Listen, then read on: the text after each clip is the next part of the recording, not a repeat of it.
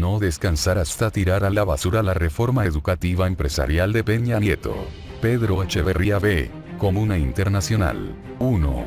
La coordinadora de maestros, la CENTE, tiene que triunfar en sus luchas y, con ello, el pueblo mexicano tendría al fin una educación al servicio del pueblo. El gobierno de Peña Nieto y sus secretarios de Educación, Emilio Chuaifet y Aurelio Nuño, demostraron una enorme ignorancia en su tarea de imponer una reforma educativa nacional sin antes consultar a los maestros. Dilapidaron los funcionarios miles de millones de pesos del presupuesto público, amenazando a los maestros con cesarlos si no se sometían a una evaluación autoritaria. 2. Fue tal la ignorancia de aquellos funcionarios, que en vez de revisar las condiciones de la educación nacional, las condiciones socioeconómicas de los millones de niños y sus padres, las condiciones de sus maestros y el estado material y físico de los edificios educativos, que centraron sus 6 años en perseguir y reprimir a los maestros de Oaxaca, Michoacán, Chiapas, Guerrero, de todo el país, que protestaban contra esa política esencialmente laboral.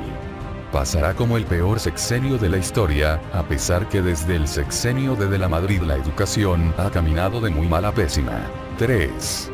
López Obrador, el candidato presidencial que seguramente será electo el 1 de julio, es decir, en menos de un mes, ha propuesto como su secretario de Educación al señor Esteban Moctezuma Barragán con antecedentes políticos negativos, porque ha ocupado la Secretaría de Gobernación, por un año, en el gabinete del PRI de Ernesto Zedillo y luego un alto cargo en el segundo canal televisivo capitalista del país, Televisión Azteca.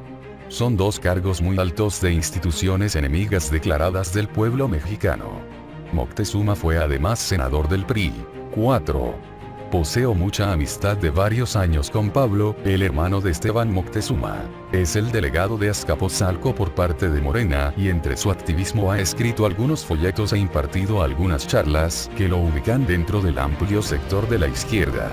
¿Habrá alguna esperanza en que el nuevo secretario de Educación apoye posiciones de transformación progresista dentro de la SEP rodeándose de personajes como Pérez Rocha, González Casanova, Gil Antón, Aboites y otros estudiosos del tema? ¿Tendrá la capacidad el secretario de la SEP de aprovechar los congresos educativos y demás resolutivos de la CENTE en educación? 5. Pienso que no es difícil comprender lo que pasa en educación y construir propuestas educativas que beneficien de fondo a la educación nacional. Creo que mucha gente conoce muy bien el campo educativo, pero el sistema capitalista de explotación quiere mantener un control total en educación y demás campos de gobierno. En mi libro, Educación Pública, México y Yucatán, publicado en 1993 como producto de un año sabático de la Universidad de Yucatán, le di mucho crédito de la educación nacional a José Vasconcelos, 1921, Narciso Bassols, 1931, y a Torres Podet, 1943, y 1958, porque fueron muy notables sus actuaciones. 6. La CENTE no puede parar sus movilizaciones.